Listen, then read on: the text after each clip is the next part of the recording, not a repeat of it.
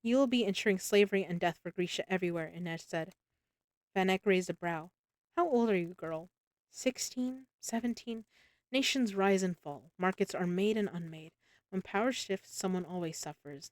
When profit shifts, Jesper shot back. Van Eck's expression was bemused. Aren't they one and the same? When the council finds out, Inej began. The council will never hear this, Van Eck said. Why do you think I chose scum from the barrel as my champions? Oh, you are resourceful and far more clever than any mercenaries. I give you that. But more important, you will not be missed. Van Eck lifted his hand. The tidemakers spun their arms. Kaz heard a yell and turned to see a coil of water looming over Roddy. It slammed down on the longboat, smashing it to bits as he dove for cover. None of you will leave this island, Mr. Brecker. All of you will vanish, and nobody will care. He raised his hand again, and the tidemakers responded.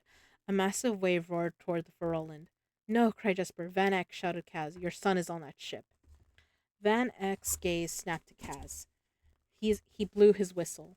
The tidemakers froze, awaiting instruction. Reluctantly, Van Eck dropped his hand, then let the wave fall harmlessly. The displaced sea sloshing against the side of the Ferroland. My son? Van Eck said. Wylan Van Eck. Mr. Brecker, surely you must know that I sent my son packing months ago. I know you've written to Wylan every week since he left your household, begging him to return. Those are not the actions of a man who doesn't care for his only son and heir. Van Eck began to laugh, a warm, almost jovial chuckle, but its edges were jagged and bitter. Let me tell you about my son. He spat the word as if it were poison on his lips. He was meant to be heir to one of the greatest fortunes in all of Kerch, an empire with shipping lines that reach all over the globe, one built by my father and my father's father. But my son, the boy meant to rule this grand empire, cannot do what a child of 7 years can. He can solve an equation. He can paint and play the flute most prettily. What my son cannot do, Mr. Brecker, is read. He cannot write. I have hired the best tutors from every corner of the world. I've tried specialists, tonics, beatings, hypnotism, but he refused to be taught. I finally had to accept that Gezin saw fit to curse me with a moron for a child. Wyland is a boy who will never grow to be a man. He is a disgrace to my house. The letter, said Jesper, and Cass could see the anger in his face. You weren't pleading with him to come back. You were mocking him. Jesper was right. If you're reading this, then you know how much I wish to have you home. Every letter had been a slap in the face to Wyland, a kind of cruel joke. He's your son, Jesper said. No, he is a mistake. One soon to be corrected. My lovely young wife is carrying a child, and be it boy or girl or creature with horns, that child will be my heir. Not some soft-pated idiot who cannot read a hymnal, let alone a ledger. Not some fool who would make the Van Eck name a laughing-stock. You're the fool, Jesper snarled. He's smarter than most of us put together, and he deserves a better father than you. Deserved, amended Van Eck. He blew the whistle twice. The tidemakers didn't hesitate. Before anyone could draw a breath to protest, two huge walls of water rose and shot toward the Furrowland. They crushed the ship between them with a resonant boom, sending debris flying. Jesper screamed in rage and raised his guns. Jesper, Kaz commanded, stand down. He killed them, Jesper said, face contorting. He killed Wylan and Nina. Matthias laid a hand on his arm. Jesper, he said calmly, be still. Jesper looked back at the rocking waves, at the broken bits of mast and torn sail where his ship had been only seconds before. I don't understand. I confess to being a bit shocked too, Mr. Brecker, said Van Eck. No tears, no righteous protest for your lost crew. They raise you cold in the barrel. Cold and cautious, said Kaz. Not cautious enough, it seems. At least you won't live to regret your mistakes. Tell me, Van Eck, will you do penance? Gezin frowns on broken contracts. Van Eck's nostrils flared. What have you given to the world, Mr. Brecker? Have you created wealth? Prosperity? No. You take from honest men and women and serve only yourself. Gezin shows his favor to those who are deserving, to those who build cities, not the rats who eat away at their foundations. He has blessed me and my dealings. You will perish and I will prosper. That is Gezin's will. There's just one problem, Van Eck. You'll need Koe Bo to do it. And how will you take him from me? You are outgunned and surrounded. I don't need to take him from you. You never had him. That's not Koe Bo. A sorry bluff at best. I'm not big on bluffing, am I, Inej? Not as a rule. Van Eck's lip curled. And why is that? Because he'd rather cheat, said the boy who was not Koe Bo in perfect, unaccented Kerch. Van Eck startled at the sound of his voice, and Jesper flinched. The shoe boy held out a hand. Pay up, Kaz. Cass sighed. I do hate to lose a wager. You see, Vanek, Wyland bet me that you would have no qualms about ending his life. Call me sentimental, but I didn't believe a father could be so callous. Van X stared at Kuei Yolbo, or the boy he'd believed to be Kuei Yolbo. Kaz watched him wrestle with the reality of Wyland's voice coming from Kuei's mouth. Jasper looked just as incredulous. He'd get his explanation after Kaz got his money. It's not possible, said Van Eck. It shouldn't have been. Nina had been a passable tailor at best, but under the influence of Gerda Parem, well, as Van Eck had once said, things become possible that simply shouldn't be. A nearly perfect replica of Kuei Yilbo stood before them, but he had Wyland's voice, his mannerisms, and, though Cass could see the fear and hurt in his golden eyes, Wyland's surprising courage, too. After the battle in the Deerholm harbor, the merchant had come to Cass to warn him that he couldn't be used as leverage against his father. Wyland had been red-faced, barely able to speak the words of his supposed affliction. Cass had only shrugged. Some men were poets, some were farmers, some were rich merchants. Wyland could draw a perfect elevation. He'd made a drill that could cut through Grisha glass from parts of a gate and scavenged bits of jewelry. So what if he couldn't read? Cass had expected the boy to balk at the idea of being tailored to look like Huey. A transformation that extreme was beyond the power of any Grisha not using Parem. It may be permanent, Kaz had warned him. Wyland hadn't cared. I need to know. Once and for all, I need to know what my father really thinks of me. And now he did. Van Eck goggled at Wyland, searching for some sign of his son's features. It can't be. Wyland walked to Kaz's side. Maybe you can pray to Gezin for understanding, father. Wyland was a bit taller than Koei, his fate a bit rounder, but Kaz had seen them side by side, and the likeness was extraordinary. Nina's work, performed on the ship before the first extraordinary high had begun to wane, was nearly flawless. Fury lashed across Van Eck's features. Worthless, he hissed at Wyland. I knew you were a fool, but a traitor as well.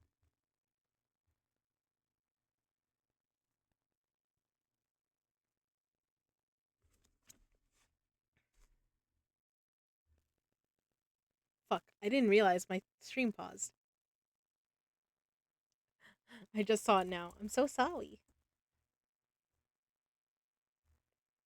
No, no, the timing? Oh. how far back how far back did that stop working? I'm so sorry. How far back? We back bean back? Okay. I'm like, okay. Is it fine if I continue? Do I need to go back? I'm so sorry.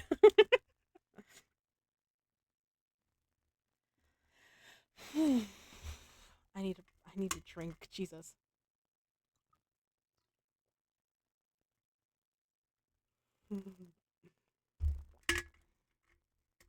No, I heard all that. Perfect. Okay. I'm so glad. Okay. I love the no the timing. Poor Eli, you were like, I smell a war. Kill them. Two chapters left. Hour each. Please, please, please, please. Oh my god, I love it. So it was me then. Okay. I think I saw it buffer on my side too, but hopefully it's fine. I knew you were a fool, but a traitor as well. A fool would have been waiting to be smashed to bits on that ship. As for traitor, you've called me worse than the last few minutes alone. Just think, Kaz said to Vanek. What if the real Kuei Yulbo had been on the ship you just turned into toothpicks? Vanek's voice was calm, but an angry flush had crept up his neck. Where is Kuei Yulbo? Let us safely off this island with our payment, and I'll gladly tell you. You have no way out of this, Brecker. Your little crew is no match for my Grisha. Cash shrugged. Kill us, and you'll never find Kuei. Van Eck appeared to consider this. Then he stepped back. Guards to me, he shouted. Kill everyone but Brecker. Kaz knew the instant he made his mistake. They'd all known it might come to this. He should have trusted his crew. His eyes should have stayed trained on Van Eck. Instead, in that moment of threat, when he should have thought only of the fight, he looked at Inej. And Van Eck saw it. He blew on his whistle. Leave the others, get the money and the girl. Hold your ground, Kaz's instinct said. Van Eck has the money. He is the key. Inej can fend for herself. She's a pawn, not the prize. But he was already turning, already sprinting to get to her as the Grisha attacked. The Tidemakers reached her first, vanishing into mist, then reappearing at her side. But only a fool would try to take Inej in close combat. The Tidemakers were fast, vanishing and reappearing, grabbing at her. But she was the wraith, and her knives found heart, throat, spleen.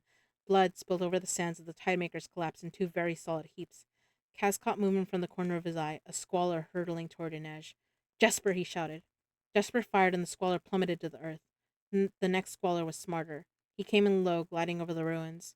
Jesper and Matthias opened fire, but they had to face the sun to shoot, and not even Jesper could aim blind. The squaller barreled into Inej and sped upward with her into the sky. Stay still, Kaz urged her Stay still, Kaz urged her silently, his pistol drawn. But she didn't. Her body spun as she slashed out. The squaller's scream was distant. He released her. Inej fell, plunging toward the sand. Kaz ran toward her without logic or plan. A blur cut through his vision. A third squaller swooped down, snatching her up seconds before impact, and dealing her a vicious blow to the skull. Kaz saw Inej's body go limp. Bring him down, roared Matthias. No, shouted Kaz. Shoot him and she falls too. The Grisha dodged up and out of range. Inej clutched in his arm. There was nothing they could do but stand there like fools and watch her shape get small in the sky. A distant moon, a fading star, then gone. Van X guards and Grisha closed in, sweeping the Mercher and the trunk of Kruga through the air, onto the waiting brigantine. Vengeance for Geordie, all Kaz had worked for, was slipping away. He didn't care. You have 1 week to bring me the real Kuwait, Van Eck shouted, or they'll heal that or they'll heal that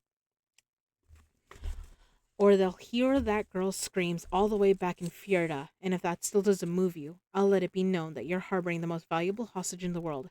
Every gang, government, smuggler, and spy will be after you in the dregs. You'll have nowhere to hide. Kaz, I can make the shot to Jesper, holstering his revolvers and grabbing for his rifle. Vanek is still enraged, and all would be lost. Inej, the money, everything. No, Kaz said, let them go. The sea was flat, no breeze blew, but Vanek's remaining squallers filled the ship's sails with the driving wind. Kaz watched the brigantine surge across the water toward Ketterdam. To safety, to a fortress built on Vanek's impeccable merchant reputation. He felt as he had looking in the darkened windows of the house on Zelverstraat. Helpless, helpless once more. He'd prayed to the wrong god. Slowly, Jesper lowered his rifle. Van Eck will send soldiers and Grisha to search for Kuwait, said Matthias. He won't find him, or Nina. Not in the slat or any other part of the barrel. Nowhere in Ketterdam. The previous night, Kaz had ordered Speck to take Kuwait and Nina from the Ferolin in the second longboat. The one he told Jesper was being prepared. They were safely stashed in the abandoned cages below the old prison tower at Hellgate. Kaz had made a few inquiries when he'd visited the harbor to contact Vanek. After the, After the disaster at the Hell Show, the cages had been flooded to purge them of beasts and bodies. They'd been empty ever since.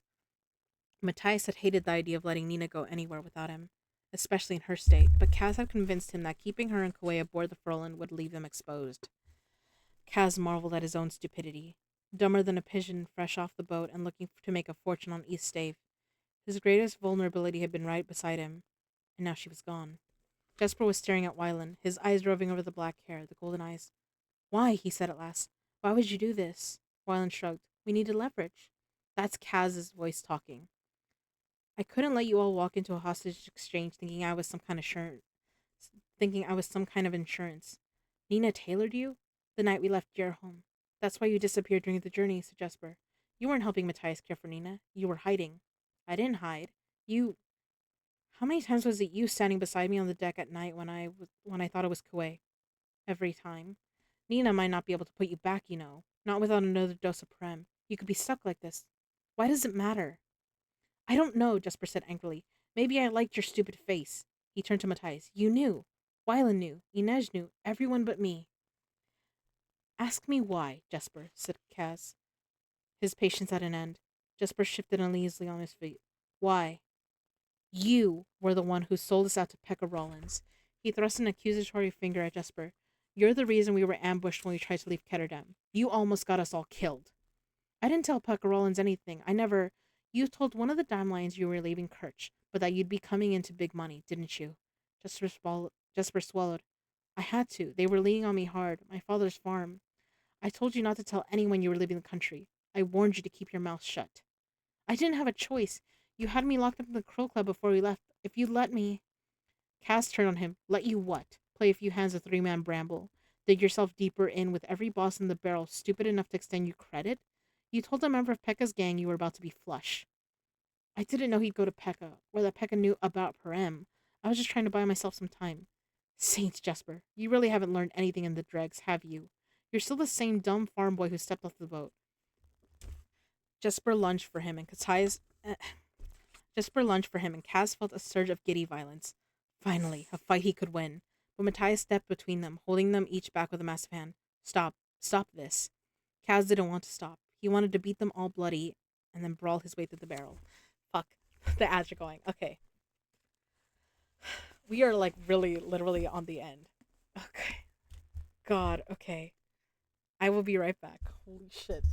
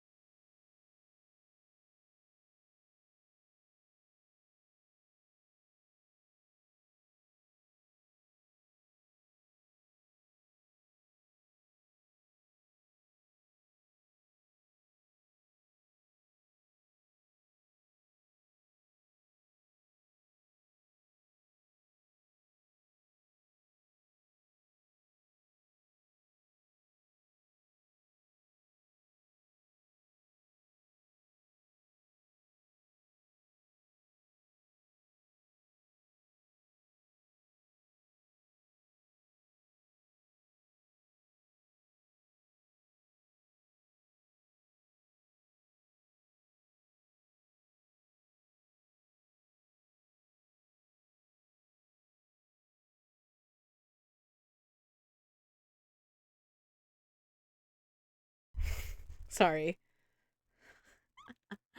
I said, welcome back from the ad, darlings. And I said, no, no. Because you said 1 more hour, please. Nope. I'm sorry, Eli. I do love it when you say please. But we're gonna finish this before that. So I literally have like a few pages. There's no way. I'm not staying up that late. I am like, as soon as I'm done with this, I'm gonna pass out. Oh my god. Like I only feel like hyper because I'm like we're so close. Okay.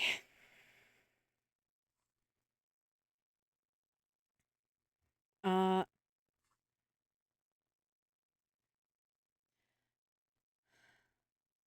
Kaz didn't want to stop. He wanted to beat them all bloody and then brawl his way through the barrel. Matthias is right, said Wylan. We need to think about what's next. There is no next, Kaz snarled. Van Eck would see to that. They couldn't go back to the slat or get help from Perhaskell and the other dregs. Van Eck would be watching, waiting to pounce. He turned the barrel, Kaz's home, his little kingdom, into hostile territory. Jesper made a mistake, said Wyland, a stupid mistake, but he didn't set out to betray anyone. Cass stalked away, trying to clear his head. He knew Jesper hadn't realized what he was setting in motion, but he also knew he could never really trust Jesper again. And maybe he'd kept him in the dark about Wyland because he wanted to punish him a little. In a few hours, when they'd failed to make contact, Specht would row out for them in the longboat. For now, there was nothing but the flat gray of the sky and the dead rock of this miserable excuse for an island.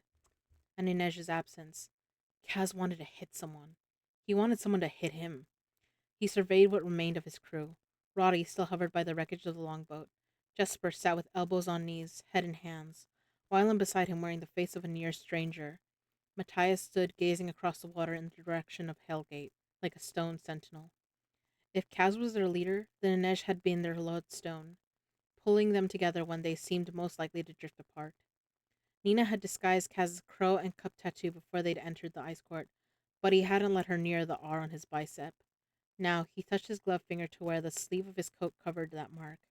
Without meaning to, he'd let Kaz Rietveld return. He didn't know if it had begun with Inej's injury or that hideous ride in the prison wagon, but somehow he'd let it happen, and it had cost him dearly. That didn't mean he was going to let himself be bested by some thieving merch. Kaz looks Kaz looked south toward Ketterdam's harbors. The beginnings of an idea scratched at the back of his skull. An itch, the barest inkling. It wasn't a plan, but it might be the start of one. He could see the shape it would take. Impossible, absurd, and requiring a serious chunk of cash. Scheming face, murmured Jesper. Definitely, agreed Wylan. Matthias folded his arms. Digging in your digging in your bag of tricks, Demjin. Kaz flexed his fingers in his gloves. How did you survive the barrel when they took everything from you? You found a way to make something from nothing. I'm going to invent a new trick, Kaz said. One Van Eck will never forget. He turned to the others. If he could have gone after Inej alone, he would have. But not even he could pull that off. I'll need the right crew. Wyland got to his feet. For the Wraith. Jesper followed, still not meeting Kaz's eyes. For Inej, he said quietly. Matthias gave a single sharp nod. Inej had wanted Kaz to become someone else, a better person, a gentler thief. But that boy had no place here. That boy ended up starving in an alley. He ended up dead. That boy couldn't get her back. I'm going to get my money, Kaz vowed, and I'm going to get my girl. Inej could never not Inej could never be his. Not really. But he would find a way to give her the freedom he'd promised her so long ago. Dirty Hands had come to see the rough work done. Alright, there's one more chapter, but I am realizing if it's this late. Yeah, I need to charge my phone. Because I go to sleep with, I typically go to sleep with something playing. Hopefully, some of y'all are falling asleep with me reading this. Alright, I believe this is the final chapter. Chapter 46 Pekka. Pekka Rollins tucked a wad of Jurda into his cheek and leaned back in his chair to survey the raggedy crew Doty had brought to his office. Rollins lived above the Emerald Palace in a grand suite of rooms, every inch of them covered in gilt and green velvet. He loved Flash, in his clothes, his friends, and his women. The kids standing before him were the opposite of anything properly stylish. They wore the costumes of the comedy brute, but no one got access to his office without showing his face. So the masks had come off. He recognized some of them. He'd hoped to recruit the heart. He'd hoped to recruit the heartrender Nina Zenik at some point, but now she looked like she might not last out the month. All jutting bones, dark hollows, and trembling hands. Seemed he'd dodged a bad investment there. She leaned against a giant Fjordan with a shaved head and a grim blue eyes. He was huge, probably former military. Good muscle to have around. Where did Kazbrecker find these people? The boy next to them was Shu, but he looked far too young to be the scientist they'd all been so desperate to get their hands on. Besides, Brecker would never bring such a prize to the Emerald Palace. And then, of course, Rollins knew Jesper Fahey. The sharpshooter had run up an astonishing amount of debt at nearly every gambling den on East Stave. His loose talk had put Rollins wise to the knowledge that Brecker was sending a team to Fjerda. A little digging and a lot of bribes had yielded the where and when of their departure, that had proved faulty. Brecker had been one step ahead of him and the Dime Lions. The little canal rat had managed to make it to the ice court after all. It was a good thing, too. If not for Kaz Brecker, Rollins would still be sitting in his cell in that damned Fjerdan prison waiting for another round of torture, or maybe looking down from a pike atop the ring wall. When Brecker had picked the lock on his prison cell door, Rollins hadn't known if he was about to be rescued or assassinated. He'd heard plenty about Kaz Brecker since he'd risen to prominence in the dregs. That sorry outfit Per Haskell called a gang, and he'd seen him around the barrel a few times. The boy had come from nowhere and been a slew of trouble since, but he was still just a lieutenant, not a general, a terrier nipping at Rollins' ankles. Hello, Brecker, Rollins had said. Come to gloat? Not exactly. You know me? Rollins had shrugged. Sure, you're the little skiff who keeps stealing my customers. The look that passed over the boy's face had taken Rollins aback. It was hatred, pure, black, long simmering. What have I ever done to this little pissant? But in seconds the look was gone, and Rollins wondered if he'd imagined it altogether. What do you want, Brecker? The boy had stood there, something bleak and mad in his gaze. I want to do you a favor. Rollins noted Brecker's bare feet and prison clothes, the hand shorn of his legendary black gloves. A ridiculous affectation. You don't look like you're in a position to do anyone favors, kid. I'm going to leave this door unlocked. You're not stupid enough to go after Boyil Bayor without a crew to back you. Wait for your moment and get out. Why the hell would... Is there a page missing from here? Hold up.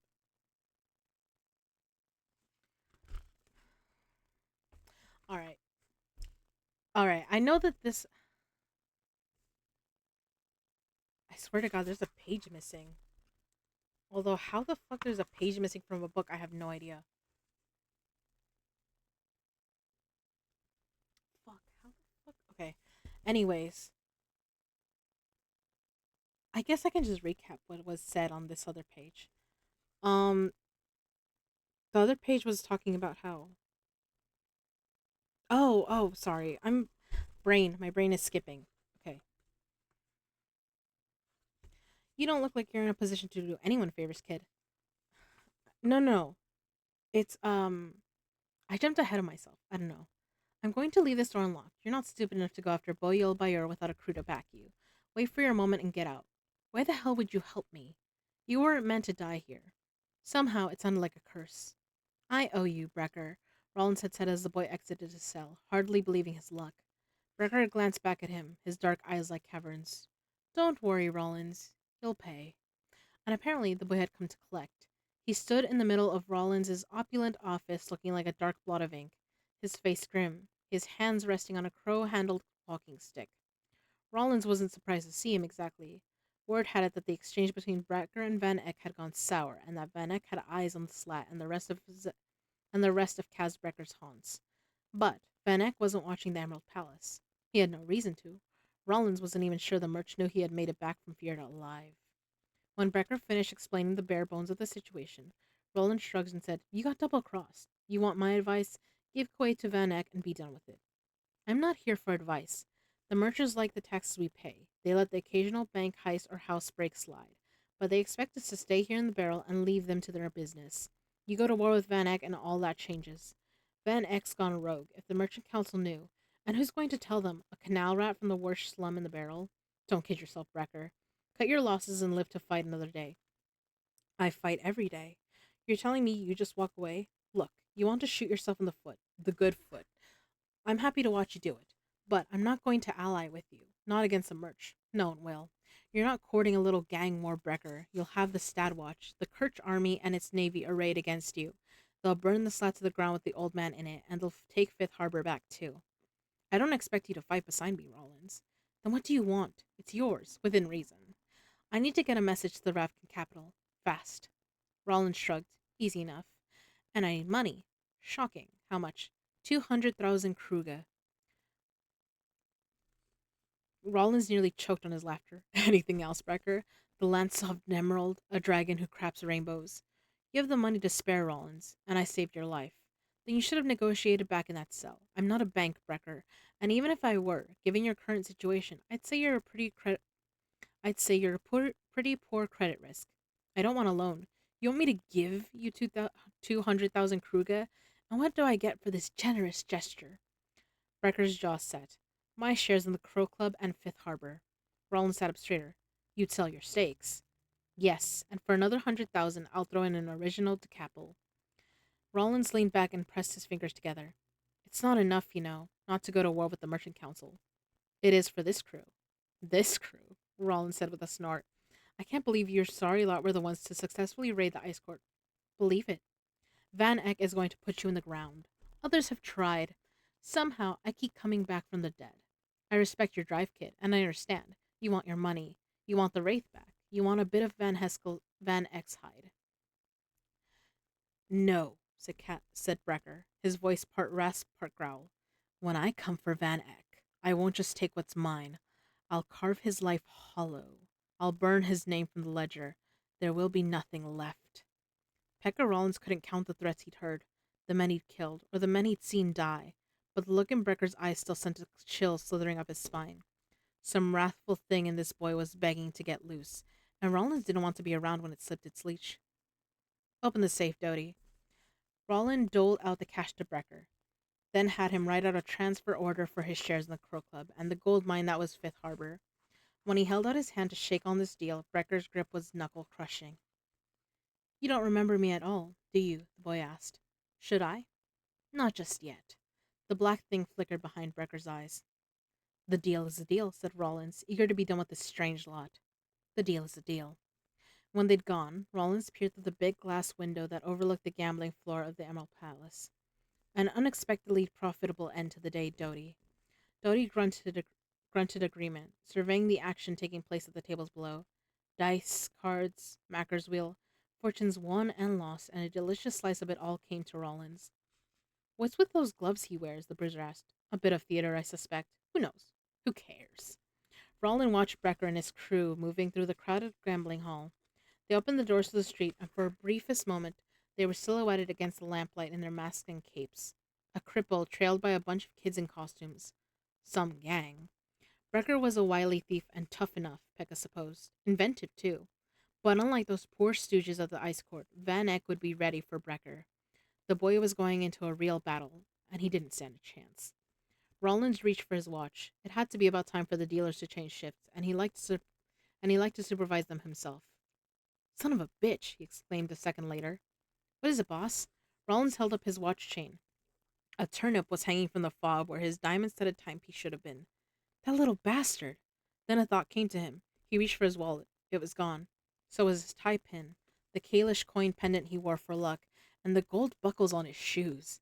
Rollins wondered if he should check the fillings in his teeth. He picked your pocket? Doty asked incredulously. No one got one over on Pekka Rollins. No one dared. But Brecker had, and Rollins wondered if that was just the beginning. Doty, he said, I think we'd best say a prayer for Jan van Eck. You think Becker can breast him? You think Brecker can best him. It's a long shot, but if he's not careful, I think that Murch might walk himself right onto the gallows and let Brecker tighten the noose. Rollins sighed. We better hope Van Eck kills that boy. Why? Because otherwise, I'll have to. Rollins straightened the knot of his pinless tie and headed down to the casino floor. The problem of Kaz Brecker could wait to be solved another day. Right now, there was money to be made. Okay, that is the end. Because the last two pages are acknowledgments of like Lee Bardugo, um, you know, talking about her stuff. I can read the acknowledgments actually. Um, holy shit!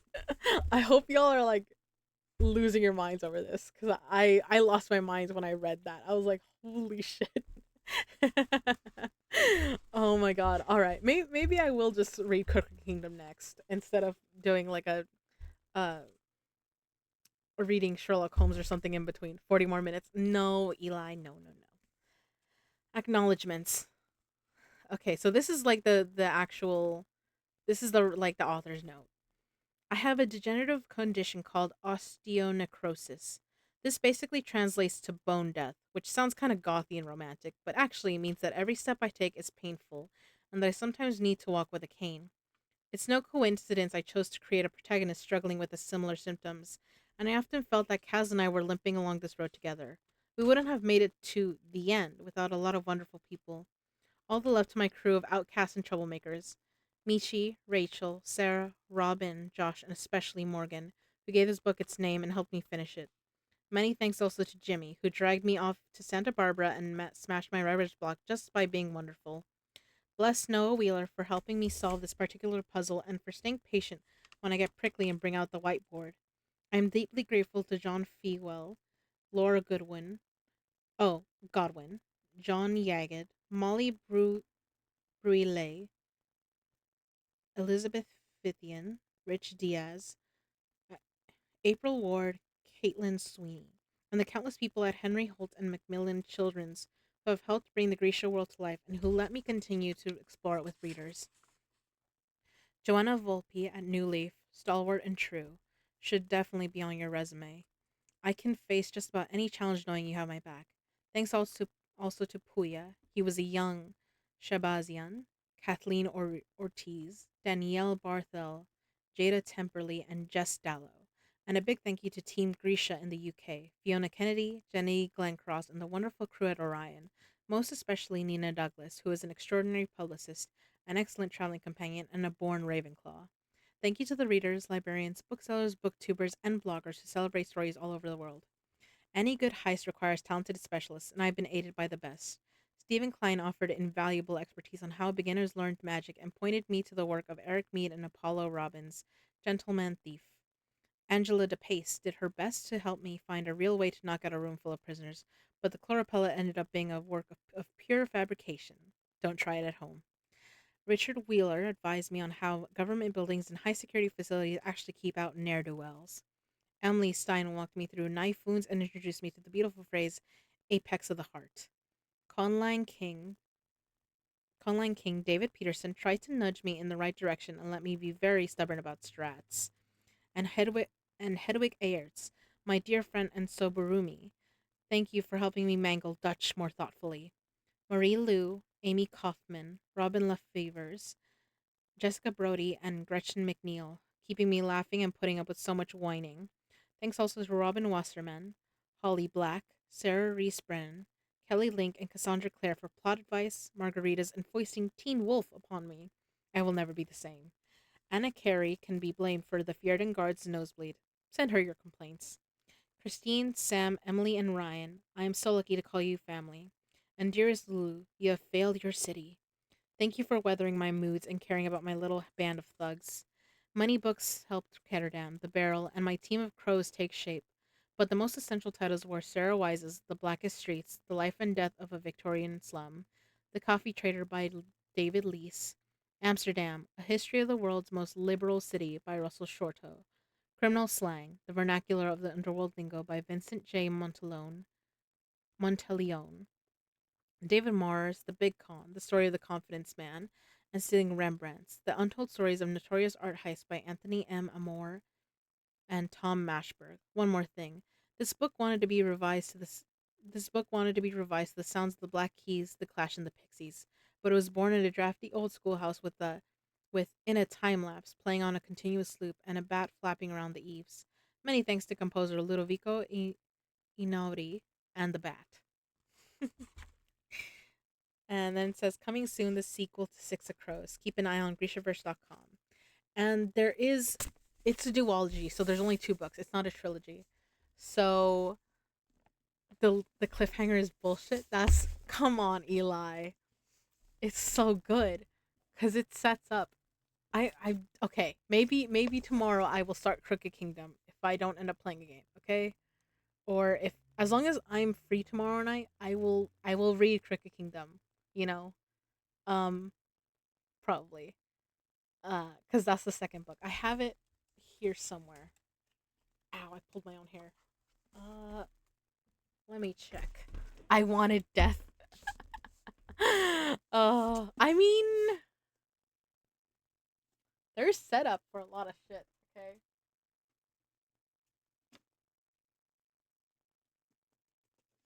Okay, it's not on this. It's not here, but I know I have the book somewhere. Hold on, give me a moment. Ah, yep. It's behind my tarot cards. And one of my Beetlejuice pops.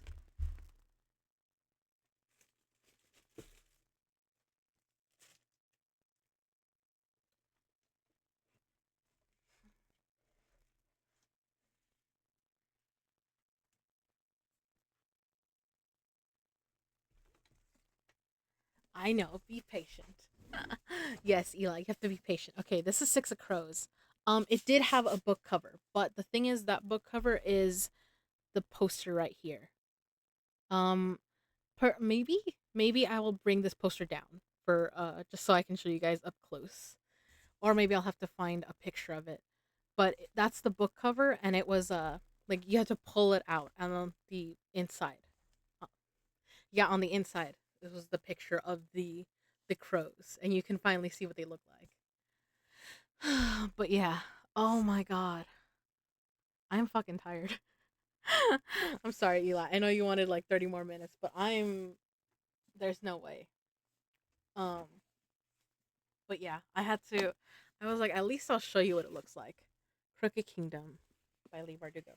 I don't remember if I had this one when I went to her.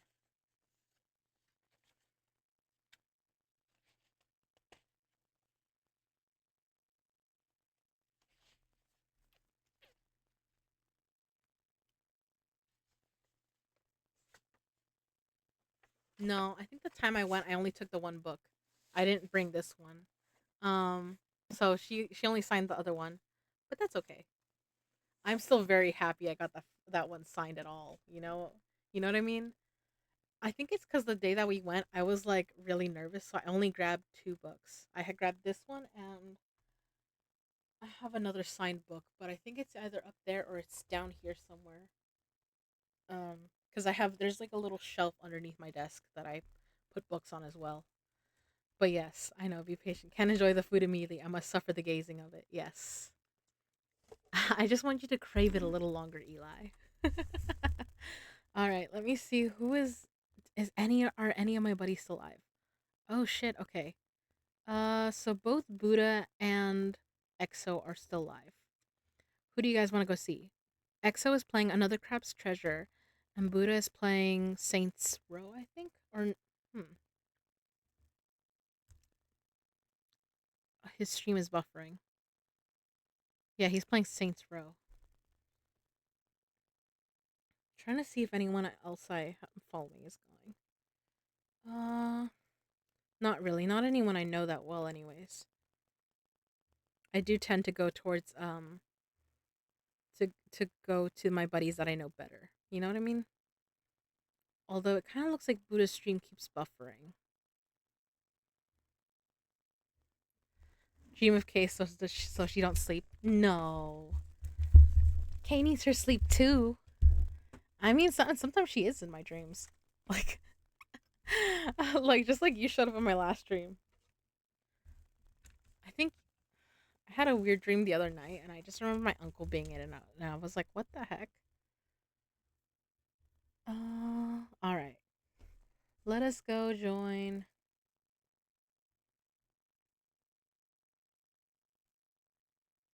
We're gonna go join EXO. I think. I think that's who Trouble. Because I think also, I think the last person I rated might have been Buddha.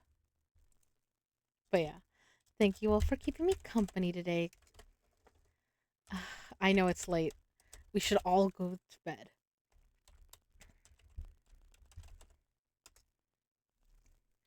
But yeah, thank you for keeping me company, Starlings. Tomorrow night, if I'm not busy, I will continue. I will start Crooked Kingdom probably. Um, because honestly, I'm so excited. I'm so glad that you guys have loved this. Um, oh my god. And next time we'll probably start stream with who's your favorite character. Oh god, I'm tired. My throat is sore. My throat is raw from giggling and all that. Joke's on you. I've been in bed. I know, Eli. It's not fair. You were probably laying in bed this entire time, and now I have to go like actually get dressed for bed and actually lay down. Ugh. And apparently, my mom and Sam have plans to go like to a swap meet tomorrow, so we'll see. Sleep not so much. Eli, teddy bear, go to go to sleep. You gotta sleep too, okay? Try to sleep before 3. I'm gonna try to as well. But yeah, thank you all for giving me company tonight, Starlings. Mwah, I love y'all. Oh my god. Okay. Yeah. If I can tomorrow, I definitely will try to read again. Either Six of Crows or maybe the Sherlock Holmes story. We'll see. I has to go shopping. Yeah, that's why I'm saying I'm probably not gonna be alive. Alive. I'm probably not gonna be um around during the day, but yeah, we'll see. Good night, everyone. Bye. Love y'all. Mwah.